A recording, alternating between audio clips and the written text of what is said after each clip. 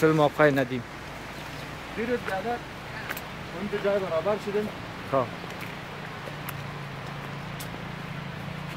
دیگه سر از مقبول نشده طبیعت خب دیار نگرفته.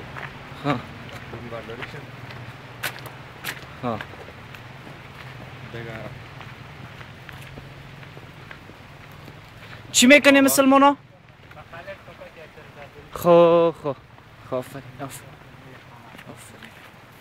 شبی بچه قد بلند خب دیگه کوچ مراتون داره. نه ندیم ندیم خان ایسو ندیم خاره جمال ایسو خب. جناب فراخ دلیل بله شاید. احمد ندیم سهیل زد خب زردالو میکنین؟ بله او والا آفرین. قصه کو یک چند تا بس سک کنم اینم قصه رفتیم در موتر بدر پس آمدیم زردالو کندیم والا خوب زردالوست به خدایی سیکو کوکوی.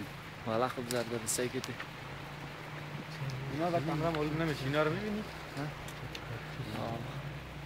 یک شبی بچه قد بلند سفر رست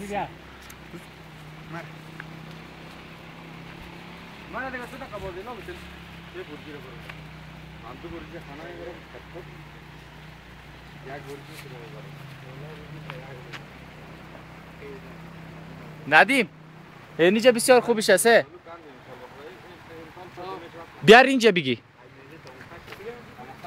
به جمال اوجا نداره اینجا بسیار خوبش هست بیا نفر اول که بسوری کنه روز اول بسوری کرده بود ما هم نفهمیدم. ایکی اونجا برین اینجا خوبش نیست با خصوص سر از این چیز بخوری یا بخوری نه با من وقت خسته شده روز اولم نگاه کردم گوره سر زد. چی کده شفی اون خوراس چی هست ایکی عبدالله کی این غنده گلبدین یک معتیار بود که تقریبا در زی 500 موتر مهمات بود.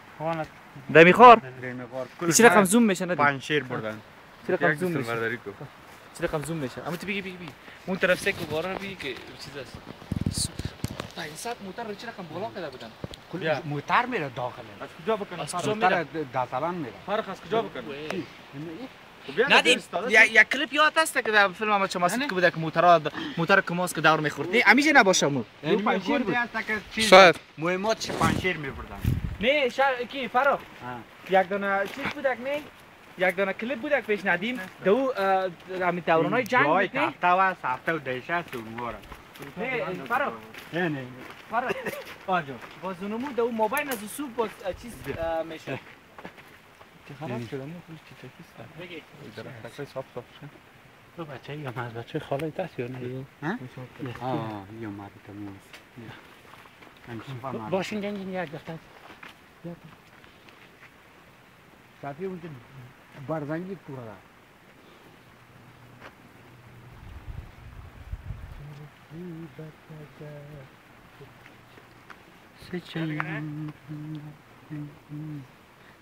بیا بیا